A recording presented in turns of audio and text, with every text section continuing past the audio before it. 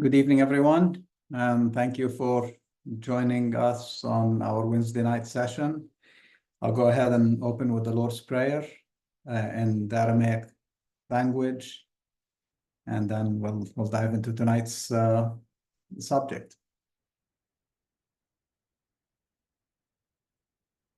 أعوند وشميانث قداش شماخ تأتي ملكوتاخ نهوي صويانخ إكند وشميا أبر حولاً لحمة سنكان يومنا واش وقلان حوبين إكنا داب حنان شوقن لحيوين لا تعلن لأنسيونا إلا قصن من بيشة مثول دي لاخي ملكوتا حي لو تشبحتا العالم عالمين آمين. Well, today's talk, first, hello again. I've been gone for a while and I'm going to be gone again. So Dr. Erica will take over the next few weeks, and I'm not sure when I'll jump back in. It might not be anytime soon, but in the meantime, what inspired this tonight's subject, what triggered the topic, was a question that came to actually Dr. Erica's session last Wednesday. And the question was, the Bible speaks to it being written for the Hebrews and Israelites. So why do we study it as Christians? How does Jesus help us? So that triggered the my thinking around this topic. So what I'm going to do tonight is I'm going to go take us through like a quick journey through the Bible, and if you have any questions, you can post them into the Q&A. You use your Q&A button, and I'll try to get to them at the end. Though I do have a lot of stuff that I want to go through. This questions is going to take a lot of time to kind of lay out and to get to why Jesus is important. This question really brings up a lot of the problems that we have with religion in general.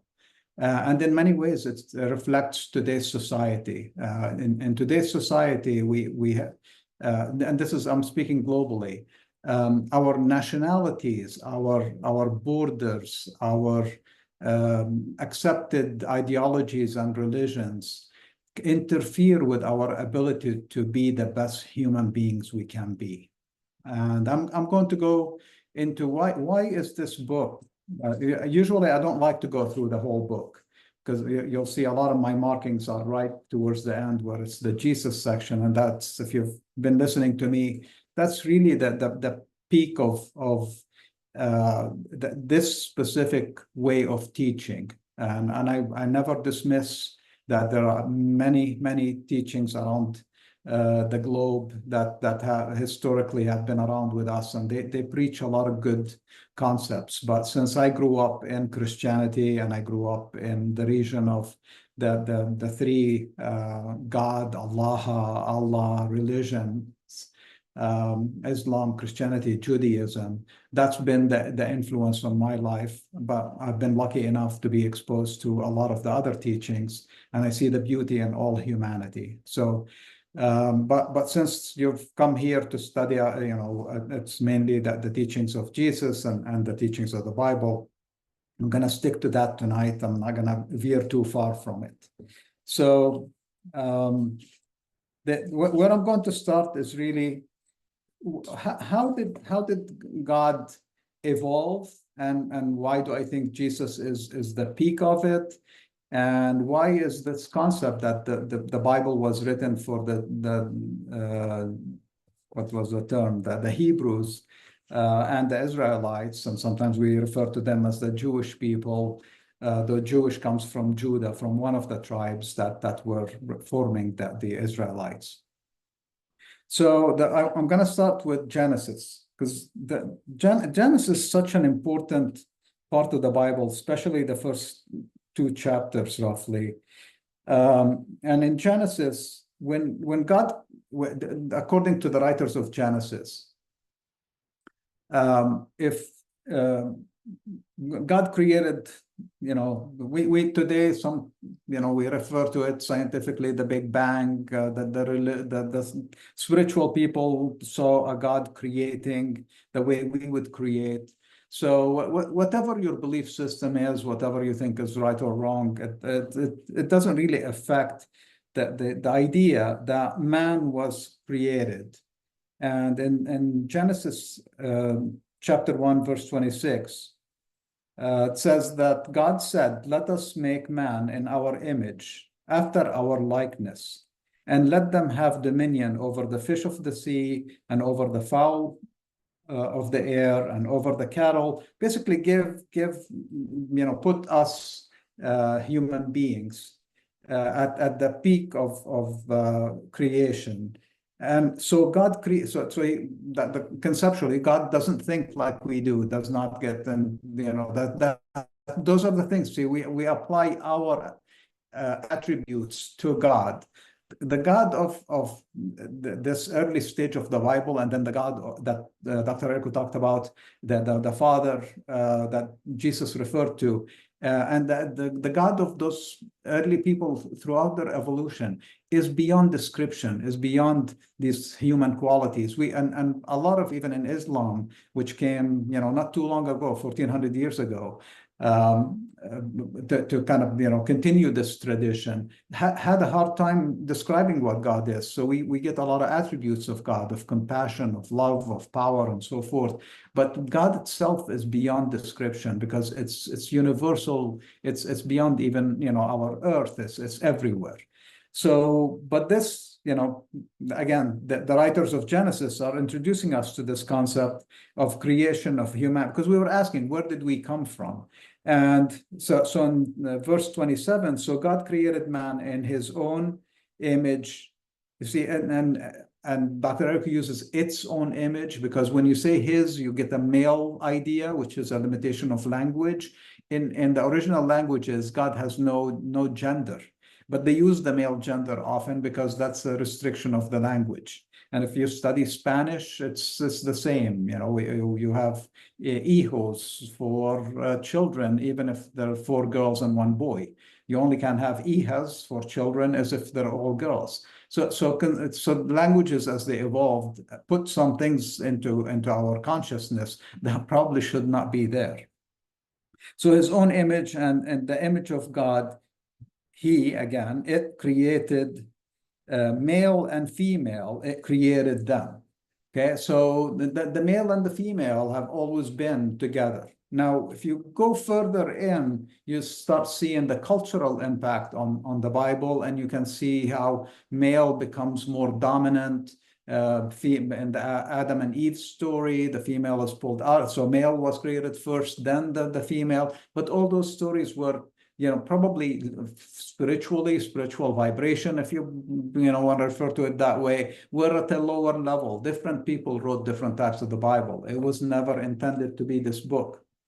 So that's important, because as you go through it, God evolves. And this early God just created humanity. You see that he did not create the Israelites first, or he did not create the Canaanites first. He just created humanity. Okay, God created humanity. Humanity appeared everywhere on earth.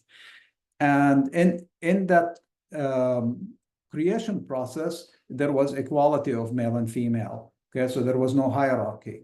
And the only hierarchy that we get from this story is that humans are responsible for everything that's around. After all the creation, God created humanity and said, take care of this. And it's all beautiful, and it's all available for you. Take good care of it and of each other. So now moving on in Genesis chapter 12, verses 1 through 3. Now we're moving into the early patriarch who brought the idea of God, Abraham. And again, Dr. Eriko, and I'm referencing these things because if you go on our YouTube channel, you'll find talks specific about Abraham, about the concept of God the Father, and so forth. I don't have time to expand all of those. But Abraham was the earliest figure, and he is considered the father of all God religions, Islam, Christianity, and Judaism.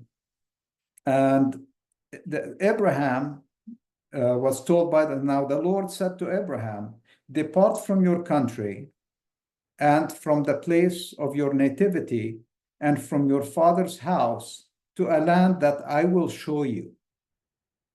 And I will make of you a great people, and I will bless you and make your name great, and you shall be a blessing. Okay, so Abraham, leave your homeland, trust this new voice in your head that's guiding you. And Abraham left his land, which today would be Iraq, and moved over to southern Palestine or the Canaanite lands at the time. Yeah, see, and there are like tribes who exist here. You know, there wasn't a British mapper or somebody to kind of draw the lines and define these lands. But he did, so he did, and I will make you a great people, and I will bless you and make your name great, and you shall be a blessing. And I will bless those who bless you and curse those who curse you. And in you shall all, so this is important, shall all the families of the earth be blessed. Okay, it's nothing exclusive. It's not your bloodline. You are going to introduce them to Alaha, the Ithya Rabba that we talk about, this universal presence, and that's above all the gods that they had at the time, because Abraham himself grew up in a culture that had gods, and they were primitive gods. So he came with a conceptual spiritual God that talks to his soul, and that's the God that Abraham brought us. Okay, now you shall bless all the families of the earth will be blessed through this concept. So do you see when the question is like the Bible is written for the Hebrews and the Israelites or the Jewish people? No, it's not. It's written for all humanity. Okay, so that's very important. And the blessing is a blessing for all humanity. Now, moving forward, we start getting the exclusivity of this God. We start being introduced to a religion of a nation. And that started because they were tribal.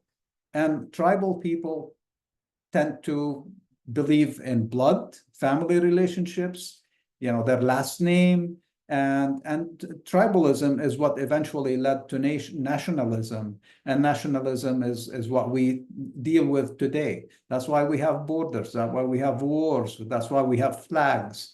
Okay, so we lost our sense of connectivity with one another. And if you really think about it, and I'm from a region that's historically has been suffering from this, is that literally somebody born on the other side of this room, if a map person comes in and draws a line between us, we become two different nations. We become two different people. Okay, and then I need paperwork to go across to the other side of the room and so forth. So the concept is so primitive, and it was established by this tribal mentality. So now moving to Exodus 19:5.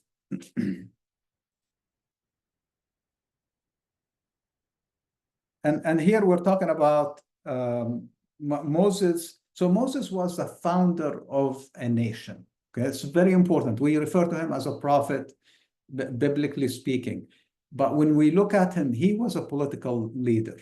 He saw that the Egyptians were using and maybe abusing people from his tribe or the tribes that he believed he belonged to.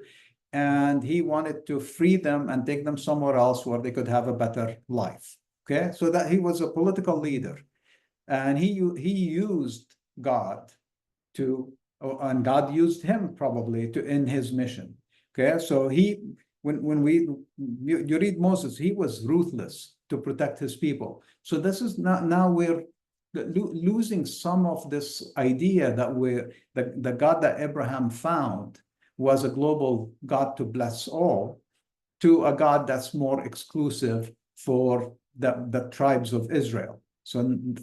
So that's important to kind of start noticing that. If you're just reading and you take things for granted and the things that come to you at church and TV and movies and so forth, these things slip by, and then you end up, you know, feeling that religion is not for me, and religion, because it has a belief system, maybe it's not for you. But this concept was a spiritual concept that became a religion, that became a nation, that became a religion that defines a nation.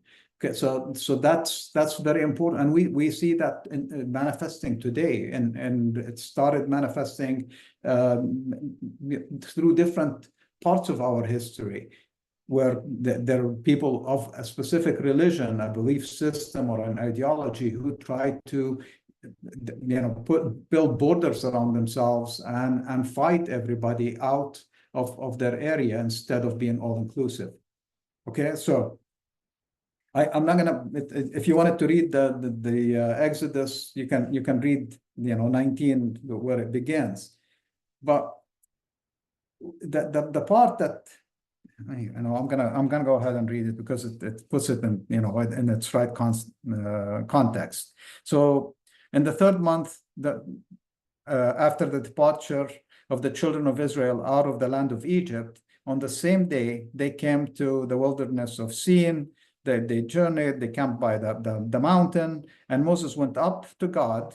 Okay, so Moses always went up to the mountain. That's why we have a lot of our religious structures. And before, you know, Moses was not original. Before that, the Tower of Babylon, the human was always thinking the gods are up in the sky, and I'm going to build something, you know, I'm going to go up to talk to God. God is everywhere. And Jesus tells us, go to your closet and close the door, and that's where you can, you know, be in a quiet place, and that's where you meet God.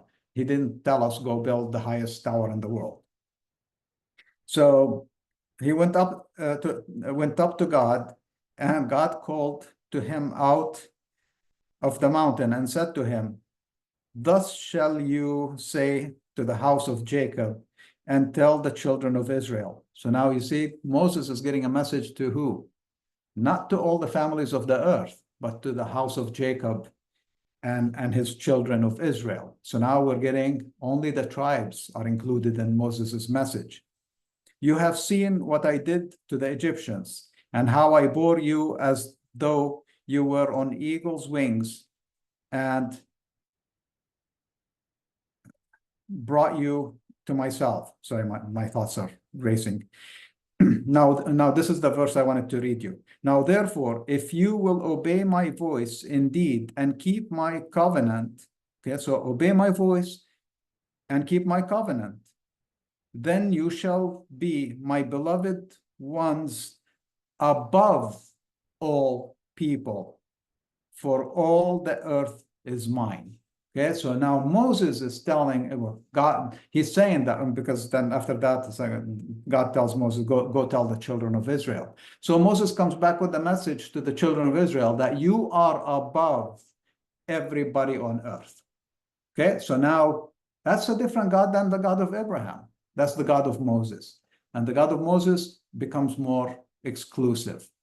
Now we see in the prophets, let me go first before I go to the prophets, in Deuteronomy.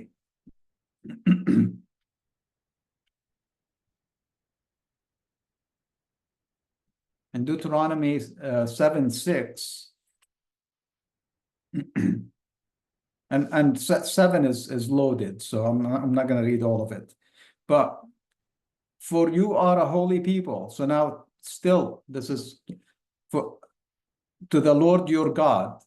"The Lord your God has chosen you to be a beloved people to himself, above all people that are upon the face of the earth." So what qualifies this above all the people is because you are following God's teachings. You are following the covenant. You're obeying his commandments. And what are those commandments? Don't kill. Don't covet. Don't envy, right? Honor God, honor your parents. So a lot of good, you know, especially if you're thinking this is 2,500 to, you know, 3,000 plus years of laws and of rules. We're dealing with primitive people who are now being enlightened into civilization, into being better human beings. Okay, but still, the concept is now I believe in God and follow the commandments. I'm above the other people. That was not in Abraham. That was not in Genesis. So then you see that the prophets struggle with that concept because the prophets had a big role of both guiding Israel, guiding the leaders of Israel and the Jewish people, as well as being prophets of God, of Yahweh, of Allah. Okay, so they knew in their heart that God is the God of all. And we see this very clearly in some of the earliest prophets. I know in the Bible, we're talking about page 900 something, before we run into Jonah and Micah, which I'm going to use today. But through all of the prophets, they struggled with the, ordering sometimes the killing of priests of other gods, sometimes attacking other people. And there are plenty of examples there. So do your research if you're really interested in knowing what each prophet went through. But let me take you to, if I can find them now, because I did not mark those. So we're going to Jonah. And Jonah and Micah are Jonah is like 4 chapters. So the reason I'm using Jonah is Jonah being an early prophet of God, and the story of Jonah is like a short comedy in the Bible if you read it the right way. We know him because he got stuck in the whale, but why did he, wasn't swallowed by a fish, or had the dream that he was going to vanish? Because Jonah begins with an order from God. Okay, so I'm going to read the first 2 verses of the book of Jonah. Now the word of the Lord came to Jonah, the son of Mattai, like Matthew, saying, "Arise, go to Nineveh," or Nineveh, so it's Nineveh, the great city, and preach against it, for their wickedness has come up before me. So this is the prophet of God listening to God, and God is telling him, go to the Syrian city, Nineveh, and preach to them and speak against them. Tell them that they're doing bad works. Okay, so they were behaving badly. They were not being good people, and it was a great city. So it was basically abusing everybody around it. And here's this little Jewish prophet, okay, I even call him Jewish prophet. He's a prophet of God. This is very important. It's a prophet of God. So he's getting the message from God, different than Moses' message. He sent him to people who follow different gods. So what did the prophet of God do? He was scared. It was like, you want little me to go to the king of Nineveh and the people of this great city and speak against the way they're behaving? No. I'm not going to do that. So he buys a ticket, gets on a boat, and tries to run away from God. Okay, this is the comedy in here. So long story short, a storm happens. He was asleep actually, and awakened by the storm and the crew asking him to help. Since he was a prophet, and then when they see the storm, they accuse him, like, "Hey, what did you do that brought this storm upon us?" So then, bottom line, he ends up in the belly of a fish. He's in a pickle. He's in a fish, and he bargains with God, tells God, "Okay, sorry, I'll do what you asked me to do." And then he goes and he does it, and the king of the city takes it seriously, and they go on a fast, and he goes into like a mourning state, and he orders everybody in the city to do that. Like, let's change our behavior. So they changed their behavior, and they were saved. And the whatever calamity was expected to come to them was avoided because of the work of Jonah. And Jonah was still kind of sad, and tells us about, he was like, camping outside the city, and a little gourd was growing, and then the gourd dried up and died. And then God came to him. That was a teaching moment for the prophet. And he said to him, then the Lord said to him, this is the end of Jonah, and this is Jonah in like whatever, 3 minutes. Then the Lord said to him, you have had pity on the gourd, for on the gourd for the which you did not labor, nor did you make it to grow, which sprung up in a night and withered in a night. Okay, so the gourd it was a wild gourd, it just grew and died, and Jonah felt bad for the gourd. And this is God. See, and should not I have pity upon Nineveh, the great city, in which are more than 120,000 persons that cannot discern between their right hand and their left hand, and also much cattle? And that's how Jonah ends. Okay, so these are people who had ignorance, who did not have understanding, could not tell right hand from left hand. So what God is saying, you know, when people who don't have the knowledge of me and of the right ways, but they're my people. See, God owns those people. He says 120,000 and their cattle. Okay, that's all God's property. That's all God's universe. And so it's not exclusive. It's not just and Jonah go preach for the Israelites and the Hebrews, but we're not taught that. Okay, we're taught about a prophet and a whale and so forth, and that's not what everybody knows about Jonah. This was one of the earliest prophets. Again, I would put him probably after Genesis, though he came probably after Moses, but just because of the enlightened idea of God's passion and compassion and mercy is for all of us, not just for specific people. And if you are a prophet of God, you need to listen to God, not your nationalism and your tribe. Micah, which is right after Jonah, again, one of the earliest prophets, but scholars categorize him as a minor prophet, and he gets shot towards the end of the Bible. But Micah had, again, enlightened ideas. You can see this is my example of how the prophets and the other prophets have had similar, most of them had similar passages to what Micah went through.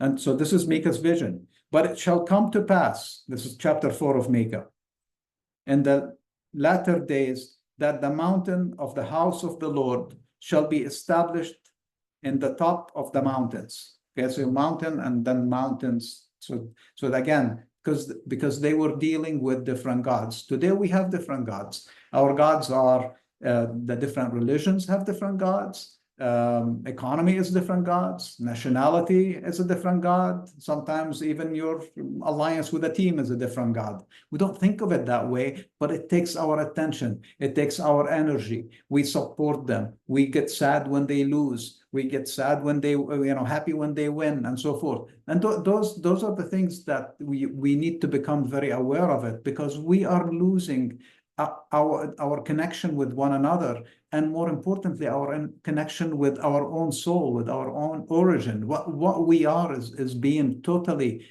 smothered and hidden away from us, and there is nobody speaking about that. So, or very few people are speaking about that. We worry about party lines, we worry about colors, we worry about religions, and this stuff is missing.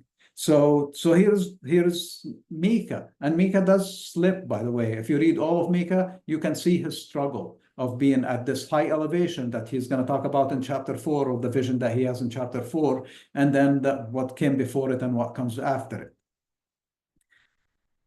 And it shall be exalted above the hills, and all people shall gather to it, all people. And many nations shall come and say, come, let us go up to the mountain of the Lord, and to the house of God, of the God of Jacob. See, now the God of Jacob. So now nationalism is still there. But the God of Jacob was a universal God. It was before it became a national God. And he will teach us of his ways, and we will walk in his path. For the law shall go forth out of Zion, and the word of the Lord from Jerusalem, for these people. And he shall judge between many people, and rebuke strong nation afar off, and they shall beat their sword and their swords into plowshares. No more war. And their spears into sickles. Nation shall not lift up sword against nation, neither shall they learn war anymore. We will not. See, I've been talking about we need to stop learning war. We need to stop building weapons. We need to stop fighting one another. This is what the prophets were saying. But they shall sit every man under his vine and under his fig tree, and there shall be none to harm them. Can you imagine a world where you're not harmed by anybody, that no nation is going to invade a nation, that there is no bombing anywhere, that there is no tribe next door or somebody ambitious? Today we have a situation in South America where the military, and I don't know the details of what's happened because it's fresh news, but people of the same country, their military is going into the presidential palace. Okay, there probably will be trouble there. And why do we do that? Versus we know, we have the knowledge. We're no longer like the Ninwa people where we didn't know left and right hand. We have this knowledge. We've had it for centuries now. None to harm them, for the mouth of the Lord of hosts has spoken it. For all people will walk, everyone in the name of his God, and we will walk in the name of the Lord, our God, forever and ever. So again, this is acceptance of all the other gods. This is saying we're not here to convert people to Yahweh. We're not here to convert people to one religion. That we can have our God and to guide us, and they can have their gods guiding them, as long as we're living in peace together. You see why this book was not just written for the Israelites and the Hebrews? It's written for all of us, and in it there is all this learning. But what Christians did to this part of the Bible, it's shameful, to be honest. We don't. I always tell people, it's like if you want to argue with me about the Hebrew Bible, go to a synagogue, and even in synagogues, because a lot of them are westernized, they've other ideas have crept in, and nationalism has crept in. So it's very hard to find this truth anywhere, but it's right there in front of us. And unfortunately, our religious leadership and our scholars in colleges, the people who spend time deciphering this, they've fumbled the ball, and they've been fumbling it for a very long time. So now moving from the Hebrew Bible into Jesus. And into Jesus, it's two things, because the thing that most people refer to in Jesus, I'm going to go to Matthew 15. And in Matthew 15, we have an episode. Jesus, throughout his ministry, because of how Galilee was, where he lived, it was a mixed group of people. Okay, it wasn't pure. The tribes of Israel, for the most part, they closed in on themselves, and they had other tribes surrounding them. And they constantly were in conflict with these tribes, sometimes peace, sometimes conflict. But they were distinguished from the people around them. In the time of Jesus, Palestine or Israel, or Nazareth, Galilee, was under Roman occupation. So there were Roman soldiers in the city. And because of now moving through the history of that area, a lot of people came and settled in. So some people, Arameans, came and settled in. Some people traded. Canaanites were there. The Phoenician people were there. The Samaritans were there. So it was a mixed group of people. And Jesus had to interact with them. And in one of the episodes in chapter 15, verse 21, we're told, and Jesus went out from thence, he was and went into the border of Tyre and Sidon, which today would be southern Lebanon. Yeah, and that was close. My father grew up in the summers. He would go to the northern part of Galilee, where his village was, and they literally could walk up a hill and down. It looks like a mountain, but it's a very, very high hill, basically, where the border point is, and you could walk from one area. And those borders did not, at the time, because it was all under the same, it was all under Ottoman rule initially, and then under British and French mandate, until the French took Lebanon, and the British took what was Palestine and before 1948.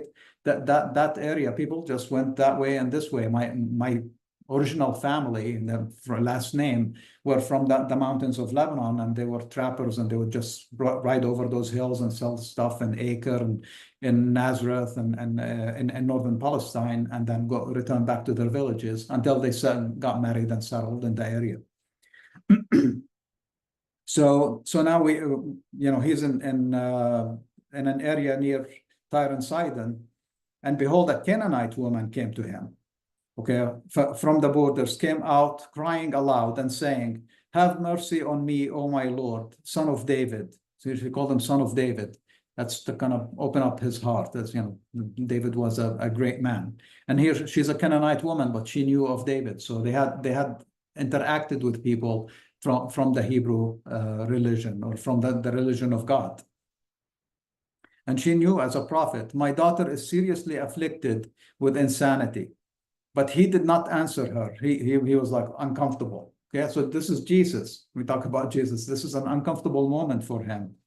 And his disciples came up to him and urged him, saying, "Dismiss her, for she keeps crying aloud after us." Okay, so she's really disturbing them. It's like and she's a mother who's in agony. Her daughter needs help, and she believed that this prophet of God is going to help with the healing.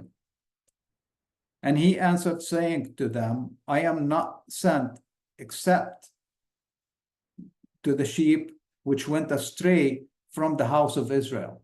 So now he's saying to his disciples, and in a way to her, he's not talking directly to her, because it says to them, maybe them collectively, everybody there, that I don't want to deal with the situation. I'm expected to stay within my limits. And the reason Jesus had limits to start with is because he did not know that some people had that exposure to the other religion. See, if I went today, if you drop me into a village in Nepal, in the mountains of Nepal, and I start talking to them about David and Solomon and Abraham and Jesus, they might look at me like I'm from outer space, like, who are these people? Okay, why are you talking to us about it? But when he came and started his ministry, he needed people who could relate to those concepts, who could relate to the prophets, and who studied them in their synagogues and grew up in homes that understood it. So that was a limitation on his ministry, but he broke through it. And even in this episode. So, and who did he come to? The ones who went astray from the house of Israel. So the Jewish people of his time had gone astray from the path of Abraham and the path of the prophets. And that's important. See, every bit in this, when you're reading it with those eyes, with that focus, you don't read into it. You can see a lot of value in that. How am I doing on time? Okay, not bad, actually. But she said, okay, oh, sorry. But she came and worshipped him, saying, "My Lord, help me." So she's still insistent, this mom that's in agony. Jesus said to her, "It is not right to take the children's bread, the knowledge, and throw it to the dogs." He even called her below dogs, okay, the animals. "I'm not going to give you this wisdom." And that was meant for the lost Israelites, and give it to you. And her faith. But she said, "Yes, my Lord, even the dogs eat of the crumbs which fall from their master's table, and they live." Okay, so she's like, "Okay, you want to think of me as a dog? I'm okay with that. But even a dog can eat the crumbs." Then Jesus said to her, "O woman, your faith is great. Let it be to you as you wish." And her daughter was healed from that very hour. Okay, so now we're seeing. So why Jesus? Because he's opening up a path of this God of Alaha to all nations, to all people who have faith in his teachings, in his way, okay, in his bread. And I'm giving you all these concepts because you see that, eat this bread. And so the bread is used a lot in the Bible. Those are the teachings, those are the belief systems that Jesus was re-exposing and enhancing during his ministry. Going to Luke 10, 30 to 35.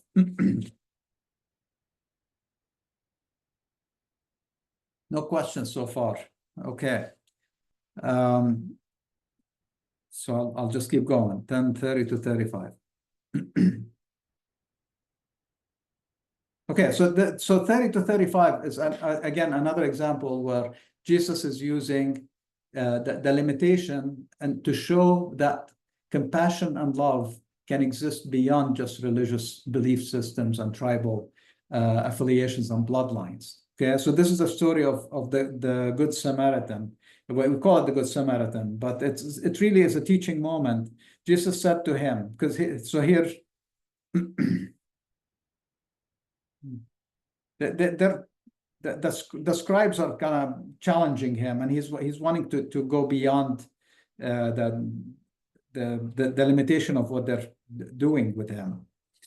The scribe stood up I'm going back to 25 to test him, and he said, "Teacher, what shall I do to inherit eternal life?" Jesus said to him, "What is written in the law? How do you read it?" He answered, saying to him, "You must love the Lord your God with all your heart and with all your soul and with all your strength and with all your mind, and your neighbor as yourself." Jesus said to him, "You spoke the truth. Do this and you shall live." But he wanted to justify himself. He said to him, "And who is my neighbor?" Yeah, so now he's getting tricky. Am I only to help Jewish people like I'm supposed to? This is the scribe's mindset. Okay, so Jesus says, and Jesus said to him, he answers with a parable. There was a man who went down from Jerusalem to Jericho.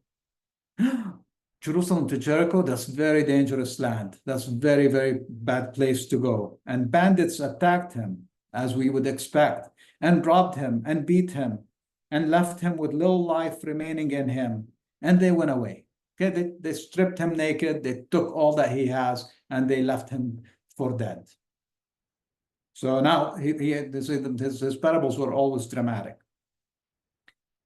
And it chanced a priest was going down the road, and he saw him and passed on.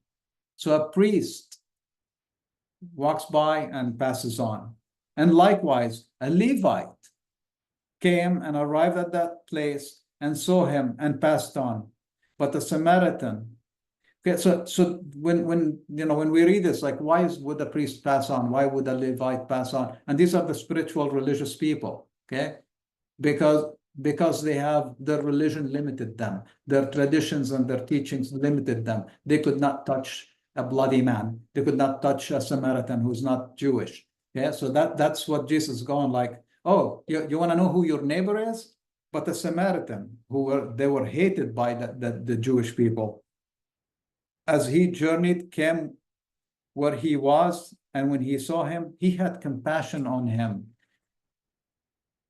And he came to him and bound up his wounds and poured on them wine and oil. And he put him on his own ass and brought him to the inn and took care of him. And not only that, then he paid the innkeeper to keep him there as long as he needs until he's fully healed, so he can send him home fully healed. So what is Jesus doing here? He's breaking the idea that God is only for the Israelites. Though he needed to recruit people who could relate to the idea with the same concept that was in what I started with. You are going to be a blessing for all families of the earth. This is not an exclusive deal. This is a burden for you to carry, which is knowing the compassion and love of God. And that's how you move it forward. You spread it across all of earth. You be a blessing for all of earth. What did the Jewish people do since?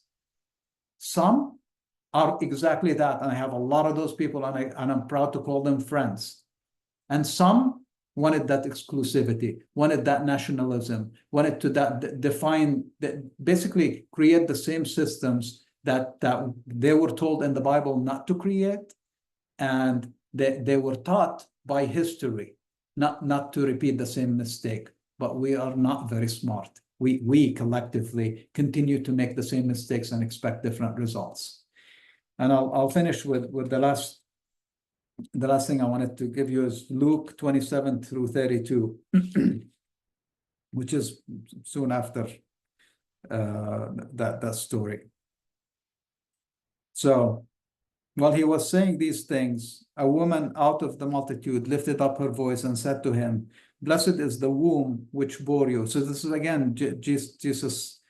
They're trying to honor him. Okay, and this is one of the problems with Christianity today, is we put the emphasis on Jesus. And here's another example.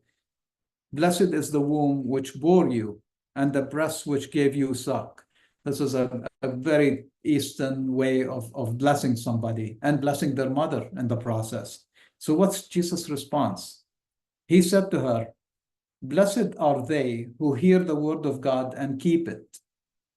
And when the people were gathering, he began to say, "The evil generation wants a sign, and no sign will be given to it except the sign of the prophet Jonah." So he goes to Jonah. He knew, he studied Jonah, and he understood that Jonah should have been a prophet of God, not a prophet for the Jewish people. Okay, so he saw that.